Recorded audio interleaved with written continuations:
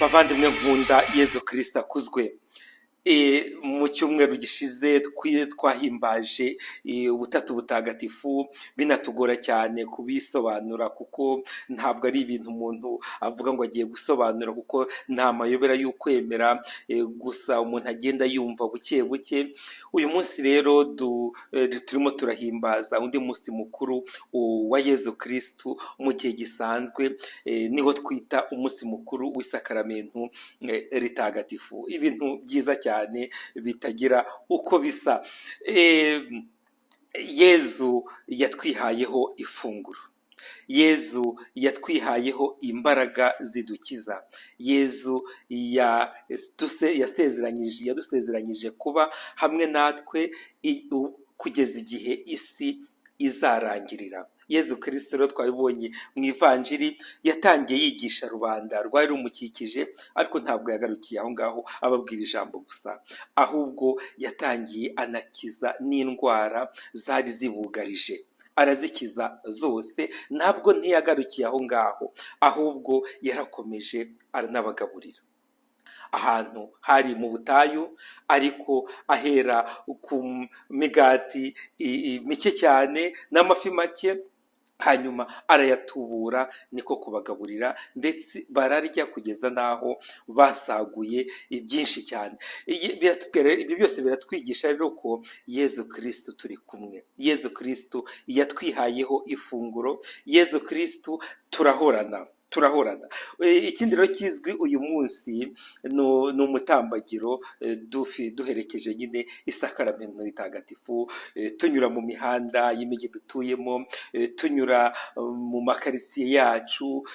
Nta hantu Yezu Kristo adashaka ko tumugeza, kuko adutuyemo, arashaka ko tumugeza hose aho mu buzima bwacu buri, kuko cyane cyane biriya bintu bidutera kwiheba, biriya bintu bidutera isoni, Yezu Kristo arashaka kubijyamo, akabidukiza, akongera akadusubiza ubwigenge bwacu, ubwigenge nyine buranga abana b'Imana. Maze rero bavandimwe, nagira ngo mbisabire ntihagire ahantu duheza Yezu uyu munsi, kuko Yezu arashaka kuhagera, arashaka kugera muri shambure yawe, arashaka kugera aho utuye, arashaka kugera aho uba, arashaka kumenya inshuti zawe, hose arashaka kuhagera, cyane cyane hahandi ushaka kumukinga ntiwamukinge, kuko ingabire z'uyu munsi ziragenda zitwibuganizemo rwose mu rufaya, hanyuma tubashe kongera gusubirana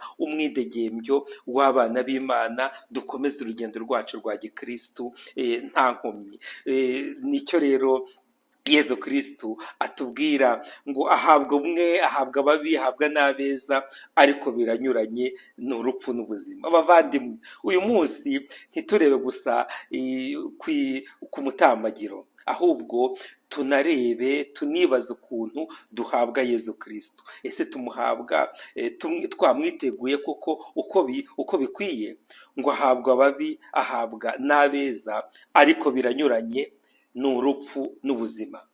Ababi bahabwa urupfu, hanyuma abeza nyine bagahabwa umukiro w'iteka. Ntabwo ibi byose ari ukugira ngo duterwe ubwoba, ahubwo no kugira ngo twongere twumve yuko iri sakaramentu twasigiwe na Yezu Kristo ni Yezu ubwe. Nitujya kumwakira tubyitegure, nitunamutambagiza tumwereka aho dutuye, tumwereka imisozi yacu yose, ntihagire ahantu tumuheza, kuko uwatambagiraga Yezu Kristo watambagiraga mu butaka butagatifu akiza abantu, niwe Yezu Kristo uri mu isakaramentu ry'Ukarisitiya, koko niwe wese. Ntitumuheze rero, ntihagire ahantu na hamwe tumuheza, ahubwo tumuhe karibu, kuko arashaka kudusesekazaho ingabire ze zose ziba muri Ukarisitiya, kandi natwe twiyemeze koko kuba abantu ba Ukarisitiya, bashobora kwiha bagenzi babo, kugira ngo Yezu Kristo muzima agere kuri bose atwifashishije. Maze rero nk'uko bisanzwe buri cyumweru, mugende murebe ivanjiri y'uyu munsi nuko yanditswe na Luka, ku mutwe wa 9 kuva ku murongo wa 11 kugeza ku wa 17. Yezu rero abaha umugisha mu isakaramentu rye ry'ukarisitiya, kandi ahorane namwe ubu n'iteka ryose. Ku izina ry'Imana Data na Mwana na Roho Mutagatifu, amen. Umunsi mukuru mwiza, kandi dukomeze tugendane, kandi ijambo ry'Imana kuko rituryohera.